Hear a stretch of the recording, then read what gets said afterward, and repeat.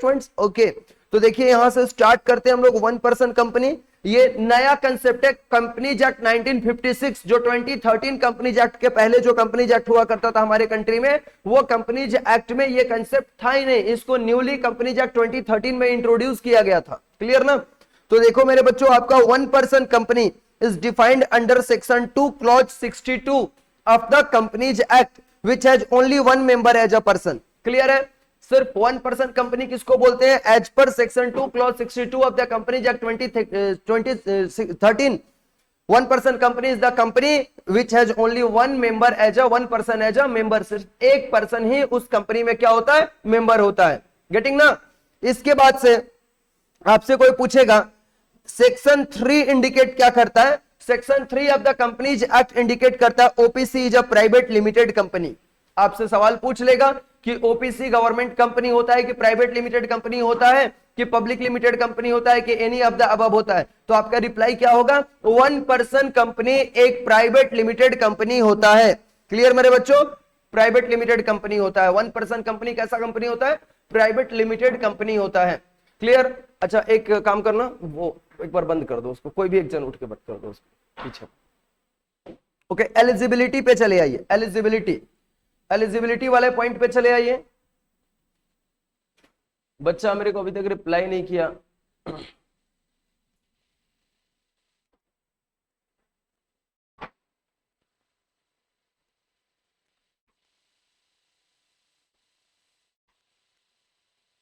देखिए एलिजिबिलिटी पे आप चले आइए। Rule 3 of the companies incorporation rule 2014, rule 3 of the companies incorporation rule 2014। Live वाले बच्चे जाकर के क्लास देखो, आपका लाइव आ चुका है क्लास। ओके, आपका क्लास लाइव आ चुका है। देखिए भाई क्या बोलता है यहां पर, rule 3 of the companies incorporation. Incorporation का मतलब होता है रजिस्ट्रेशन। इनकॉर्पोरेशन का मतलब क्या होता है? रजिस्ट्रेशन। रूल 2014 प्रोवाइड्स करता है कि only a natural person who is an Indian citizen, only a natural person who is an Indian citizen. OPC कौन स्टार्ट कर सकता है? माय डियर स्टूडेंट्स, यहां पर हमारा सवाल क्या है? ओपीसी कंपनी कौन स्टार्ट कर सकता है? क्लियर मेरी बात ना? क्या बोला है? ओनली अ नेचुरल पर्सन। नेचुरल पर्सन मतलब मेरे जैसे आपके जैसे जो लोग हैं वो लोग ही ओपीसी स्टार्ट कर सकते हैं। क्लियर ना? Only a natural person who is an Indian citizen, मतलब आपको ओपीसी स्टार्ट करने के लिए क्या होना पड़ेगा?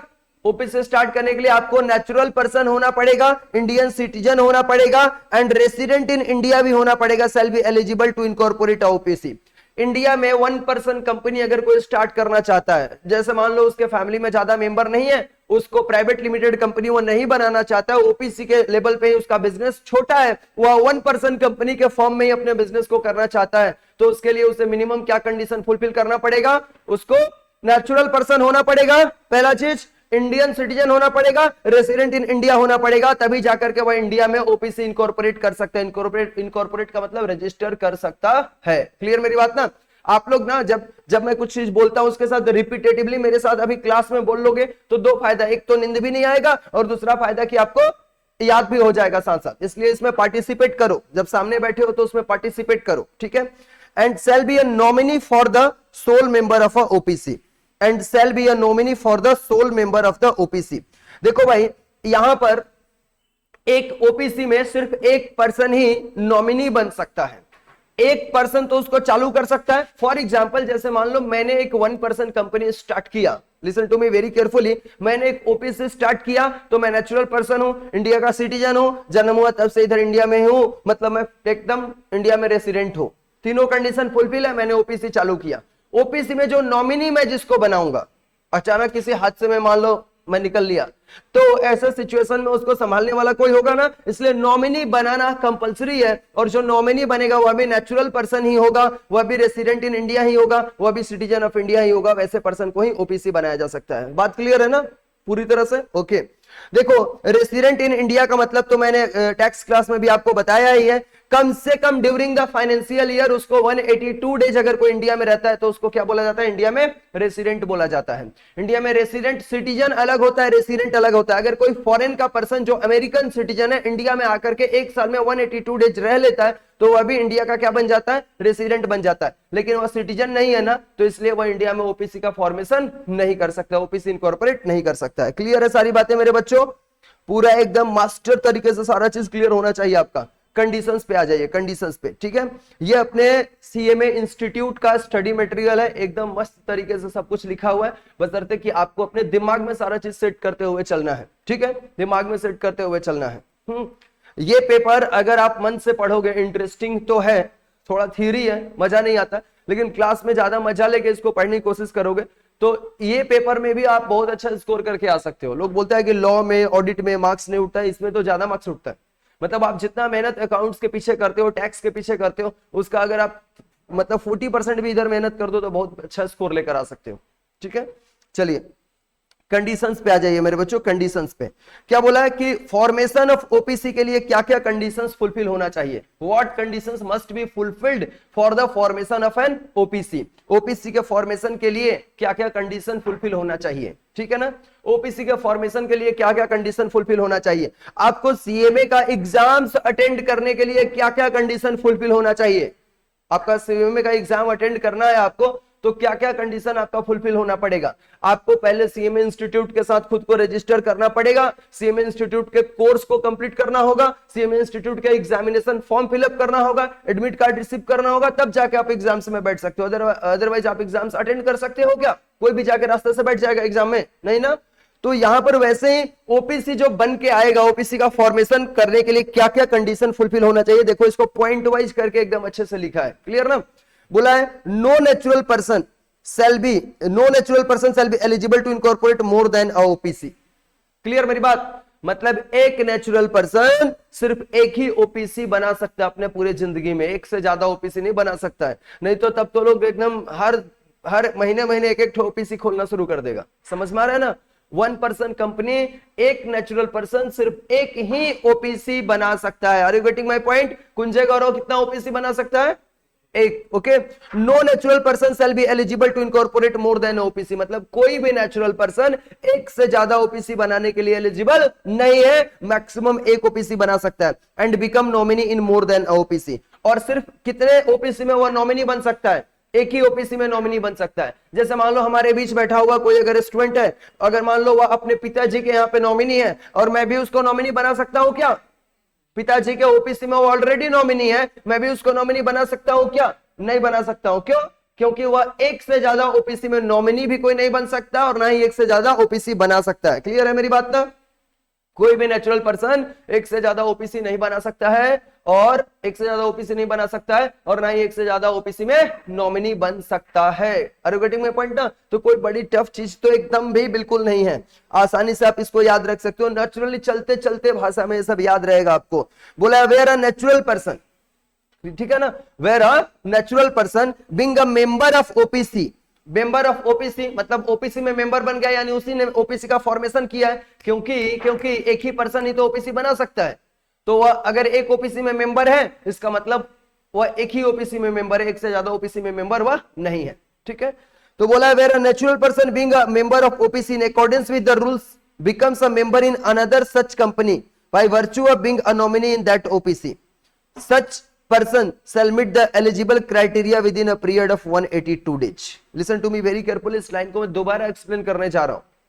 क्या बोला है? where a natural person being a member in OPC, ठीक है, in accordance with the rules become a member in another such company by virtue of his being a nominee in that OPC, by nominee in that OPC, such person shall meet the eligible criteria within the period of 182 days। इसका मतलब क्या हुआ? ध्यान से समझिएगा। अगर मान लो मेरा खुद का अपना ओपीसी है, मेरा खुद का अपना क्या है? ओपीसी है, और मैं अपने पिताजी के ओपीसी में नॉमिनी हूं, तो अगर मान लो मैं अपने पिताजी के नहीं रहने पे उस ओपीसी का मैं मेंबर बन जाऊंगा नेचुरली, तो मुझे क्या करना होगा, एक ओपीसी को छोड़ना होगा। मुझे 182 डेज में ये बात को क्लियर करनी होगी, ठीक है ना।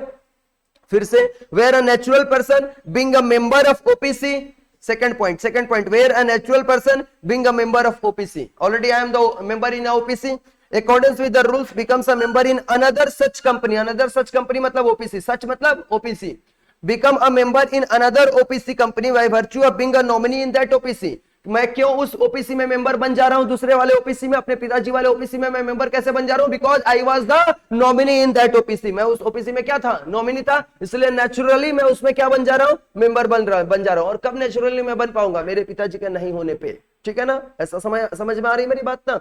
तब क्या हो जाएगा, such person shall meet the eligibility criteria, तब मेरे को एलिजिबिलिटी क्राइटेरिया अगर मैं दूसरे में बनूंगा तो मुझे 182 डेज में क्लियर करना होगा कि मैं किस ओपीसी में नॉमिनी हूं और कौन सा ओपीसी में मैं मेंबर हूं, ठीक है ना। ये बात हमें क्लियर करना होगा 182 डेज में। नेक्स्ट पॉइंट आपका क्या है, no minor shall become a member और नॉमिनी ऑफ ओपीसी, कोई माइनर पर्सन ओपीसी का ना ही मेंबर बन सकता है, वन पर्सन कंपनी का ना मेंबर बन सकता है और ना ही नॉमिनी बन सकता है, और can hold share with the beneficial interest. आप लोग पढ़े हो ना पार्टनरशिप में ये जो माइनर लोग होते हैं ना, ये कॉन्ट्रैक्ट में इंटर नहीं कर सकते हैं, ये बात सबको पता है, माइनर कॉन्ट्रैक्ट में इंटर नहीं कर सकते हैं, सो minor can not become a partner in any partnership firm, but he can join the partnership firm with for the beneficial interest. वह पार्टनरशिप फर्म को ज्वाइन कर सकता है बेनिफिशियल इंटरेस्ट के लिए, बेनिफिट के लिए ज्वाइन कर सकता है, ठीक है ना। लेकिन यहां पर क्या बोला है कि जो माइनर चाइल्ड है, माइनर 18 साल से जिनकी उम्र कम है, ना ही वह ओपीसी में मेंबर बन सकता है, ना ही ओपीसी में वह नॉमिनी बन सकता है, और ना ही बेनिफिशियल इंटरेस्ट के लिए वह ओपीसी को ज्वाइन कर सकता है। समझ में आ रहा है ना, मतलब माइनर लोगों को भगा दिया, क्या किया, ओपीसी से दूर रखा है, क्लियर ना, दूर रखा है। फिर बोला है सच कंपनी मैं जैसे बोलूंगा आपके दिमाग में कौन सा कंपनी आएगा, OPC, one person company, okay. OPC company can not be incorporated और converted into section 8 company. Section 8 company पता है ना, मैंने लास्ट क्लास में सेक्शन 8 कंपनी के बारे में बताया था कि जो रिलीजियस, चैरिटी, एडुकेशन, पॉलिटी, ये सब चीजों को डेवलप करने के लिए, स्पोर्ट्स, मतलब चैरिटी पर्पस के लिए जो बना है उसको सेक्शन 8 कंपनी बोलते हैं, ठीक है ना। जैसे कि एडुकुंज एकेडमी, मैंने एग्जांपल भी आपको लास्ट क्लास दिया था। तो बोला है कि कोई ओपीसी बन करके और उसको सेक्शन 8 कंपनी में कन्वर्ट नहीं किया जा सकता है, किसी ओपीसी को सेक्शन 8 कंपनी में कन्वर्ट नहीं किया जा सकता है, क्लियर ना, ये भी आपको बोल दिया है। मतलब सारा कंडीशन आपको ध्यान से समझते हुए चलना है। कोई ओपीसी प्राइवेट लिमिटेड कंपनी पहले बन सकता है, मतलब नॉर्मल जो प्राइवेट लिमिटेड कंपनी होता है वो वैसा कंपनी बन सकता है, पब्लिक लिमिटेड कंपनी में कन्वर्ट हो सकता है, लेकिन सेक्शन 8 कंपनी में कन्वर्ट हो सकता है क्या, ओपीसी कभी भी सेक्शन 8 कंपनी में कन्वर्ट नहीं होगा। ऐसा रेस्ट्रिक्शंस है, ये रेस्ट्रिक्शंस जो मैं कंडीशंस आपको पढ़ा रहा हूं, क्या ये कंडीशन हमने बनाया है, ये कंडीशन पढ़ो, सीएमए इंस्टीट्यूट ने बनाया है, गवर्नमेंट ऑफ इंडिया ने पार्लियामेंट में कंपनीज एक्ट में बना करके ये चीज हमारे सामने रखा है कि कोई भी ओपीसी सेक्शन 8 कंपनी नहीं बन सकता है, ठीक है, ओके। आगे पढ़िए, such company can not carry out the non banking financial investment activities. Such company, ये कंपनी ओपीसी अगर बनाओगे, जैसे वन पर्सन कंपनी बना करके और मैं कोचिंग सेंटर चलाना चाहता हूं, listen to me very carefully, one person company बना के मैं कोचिंग सेंटर चलाना चाहता हूं, कोई रोक लेगा मुझे, रोक लेगा, नहीं रोकेगा, कर सकता हूं मैं। लेकिन मैं वन पर्सन कंपनी बना करके non banking financial investment activities नहीं कर सकता हूं, non banking financial investment activity नहीं कर सकता हूं, ठीक है ना। Including investment activities in securities of any body corporate. जैसे मैं क्या करूंगा कि एक वन पर्सन कंपनी बनाया और मैं क्या करूंगा कि दूसरे बॉडी कॉर्पोरेट जो है, बॉडी कॉर्पोरेट मतलब जो बड़ी बड़ी कंपनीज है, उनके सिक्योरिटीज में इन्वेस्टमेंट का काम मैंने शुरू कर दिया। मतलब मैं बाकी छोटे छोटे जो स्मॉल इन्वेस्टर्स है उनसे फंड लेता हूं, बोलता हूं कि तुम्हारा पैसा मैं डबल करूंगा, ट्रिपल करूंगा, और छोटा छोटा लेकर के ओपीसी बना करके और मैं अपने कंपनी के नाम से बड़े कॉर्पोरेट में इन्वेस्टमेंट कर सकता हूं। ऐसा हो सकता है क्या, नहीं, ऐसा कंपनीज एक्ट करने से क्या करता है, मना करता है। पढ़ो ये लाइन, सच कंपनी मतलब OPC can not carry out the non banking financial investment activities, नहीं कर सकता, non banking financial investment activities नहीं कर सकता OPC, including investment activities in the securities. Securities का मतलब शेयर डिवेंचर होता है ना, सिक्योरिटीज का मतलब क्या होता है, शेयर डिवेंचर। तो non banking OPC can not carry on the business of the investment activities in securities of the body corporate, वह securities of the body corporate में इन्वेस्टमेंट का एक्टिविटी भी नहीं कर सकता है। क्लियर मेरी बात ना? तो ये पॉइंट भी समझ में आया। इनको क्या क्या रेस्ट्रिक्शंस है 1% कंपनी के सामने, एकदम सारे पॉइंट वाइज एकदम क्लियर कट लिखा हुआ है। मेरे बच्चों मैं आपको 2 बात सलाह दिया हूं, मैं हर क्लास में बोलूंगा, बिगिनिंग्स के कुछ क्लास में बोलना मेरी बहुत जरूरी है। अगर आप बिगिनिंग से अगर आप लॉ क्लास में, क्या होता है ना, मैंने बहुत बार देखा है कि बच्चे छोड़ते जाते हैं, बाद में मेरे से ही आगे खुद पूछते कि सर अब लॉ कैसे पढ़े। ठीक है, तो मैं चाहता हूं ना कि ये परिस्थिति आगे नहीं बने, इसीलिए आप लोगों को सिर्फ 2 काम करना है, इतना करना कोई बड़ी बात नहीं। मैं एक दिन में लॉ क्लास में कितना पढ़ा देता हूं, 7 से 8 पेज ज्यादा से ज्यादा पढ़ा लूंगा। ठीक है, आप वीक में एक दिन, आप जिस दिन पढ़ के जाते हो मत करो रिवीजन, चलेगा, मैं उतना बर्दाश्त कर सकता हूं, लेकिन जिस दिन मेरा अगला क्लास हो ना, उसके पिछले नाइट को आप जरूर से इसको दोबारा रिपीट करके आओ। इससे 2 फायदा, एक तो आपका साथ साथ क्यूमुलेटिव रिवीजन होता रहेगा। ठीक है, दूसरा फायदा कि चैप्टर खत्म होने तक आपका 2-3 बार रिवीजन भी हो जाएगा, और एज वेल एज आप अगले क्लास में जो मेरे से सीखने वाले हो वो सारा चीज आपको याद रहेगा कि पिछले दिन हम क्या पढ़ के गए थे। अगर आप पढ़ के आएंगे तो आप जरूर से इसको पहले से पढ़ने की कोशिश करो। ठीक है, लास्ट मोमेंट पे पॉसिबल नहीं है, इधर अब कॉलेज का भी सब्जेक्ट इतने मोटे मोटे बुक्स है कि पॉसिबल नहीं कि आप उसको एकदम याद कर सकते हो पूरा बैठ के बच्चों की तरह। इसको समझना पड़ेगा आपको, और समझने के लिए आपको रिपीट करके उसको नजरों से उतारना पड़ेगा। ठीक है, सो प्लीज एक रिक्वेस्ट आप लोगों से, अगर ऐसा करेंगे तो आप आगे चल के बहुत सक्सेसफुल बन सकते हैं। अगला पॉइंट है मेरे बच्चों, देखिए, नो सच कंपनी मतलब OPC can not convert voluntarily into any kind of company, मतलब खुद की इच्छा से ओपीसी सेक्शन 8 कंपनी में कन्वर्ट हो सकता है क्या? ओपीसी सेक्शन 8 कंपनी में कन्वर्ट नहीं हो सकता है, लेकिन नीचे जाके बोला है ना कि ओपीसी किसी भी काइंड ऑफ कंपनी में नहीं चेंज हो सकता है। कब तक? रुको, कब तक? Unless 2 years have been expired from the date of incorporation of OPC, मतलब ओपीसी का जिस दिन रजिस्ट्रेशन हुआ, ओपीसी का जिस दिन क्या हुआ, रजिस्ट्रेशन हुआ, वहां से ओपीसी का जिस दिन रजिस्ट्रेशन हुआ वहां से 2 साल तक वह किसी भी दूसरे टाइप ऑफ कंपनी में खुद को अगर कन्वर्ट करना चाहेगा तो कन्वर्ट कर सकता है क्या? नहीं। अगर मान लो मैंने एक बार एडुकुंज एकेडमी को 1% कंपनी के तौर पर रजिस्टर करके बिजनेस करना शुरू कर दिया तो 2 साल तक मुझे क्या करना पड़ेगा? इंतजार करना पड़ेगा इसको ओपीसी से प्राइवेट लिमिटेड या पब्लिक लिमिटेड कंपनी में चेंज करने के लिए। मेरी बात समझ में आ रही है ना? कितने साल तक इंतजार करना पड़ेगा? 2 साल। 2 साल तक हम इसका form of company, type of company जिसका हम नहीं चेंज कर पाएंगे। 2 साल के पहले भी चेंज हो सकता है, एक एक्सेप्शनल केस है, वो अभी मैं पढ़ाने जा रहा हूं। एक्सेप्ट ये एक्सेप्शनल केस है। एक्सेप्ट सर, मैं आपसे पूछूंगा सवाल मेरे बच्चों, 2 साल के पहले ओपीसी को किसी दूसरे टाइप ऑफ कंपनी में कन्वर्ट किया जा सकता है क्या? हाँ या ना? नहीं। लेकिन सर एक एक्सेप्शनल सिचुएशन है जहां पर हम लोग कन्वर्ट कर सकते हैं, वो क्या है? Except threshold limit of paid up share capital is increased beyond 50 lakh. अगर मान लो मेरे 1% कंपनी का पेड अप शेयर कैपिटल इस 2 साल के पहले 50 लाख रुपीज क्रॉस कर गया और it's average annual turnover during the relevant period exceed 2 crore rupees. बात समझ में आ रही है ना? और इट्स एवरेज एनुअल टर्नओवर, अगर मान लो मेरे ओपीसी का पेड अप शेयर कैपिटल आप जानते हो, कभी ना कभी अकाउंट्स में शेयर्स में पढ़ा होगा, नहीं पढ़ा होगा तो मैं आगे में पढ़ाऊंगा बहुत भयंकर तरीके से अकाउंट्स में। ठीक है ना? तो मेरे बच्चों आपको paid up share capital of the company OPC का अगर 2 साल के पहले, मैंने बोला कि 2 साल जिस दिन इनकॉर्पोरेशन होगा, इनकॉर्पोरेशन का मतलब क्या होता है? रजिस्ट्रेशन। कितना सही से बोला है बच्चा, रजिस्ट्रेशन। तो रजिस्ट्रेशन जिस दिन ओपीसी का हुआ वहां से 2 साल तक हम ओपीसी को दूसरे टाइप ऑफ कंपनी में कन्वर्ट नहीं कर सकते हैं। लेकिन कुछ आपका एक्सेप्शनल सिचुएशन है जहां पर 2 साल के पहले ही हम ओपीसी को चाहे तो कन्वर्ट कर सकते हैं। वह क्या है? क्या एक्सेप्शनल सिचुएशन? अगर ओपीसी का पेड अप शेयर कैपिटल ये 2 साल के पहले अगर 50 लाख रुपीज क्रॉस कर जाएगा और उसका एवरेज एनुअल टर्नओवर 2 करोड़ रुपया अगर क्रॉस कर जाएगा, तब जाकर के हमें ओपीसी को हम दूसरे फॉर्म ऑफ कंपनी में कन्वर्ट कर सकते हैं। 2 साल के पहले ही कन्वर्ट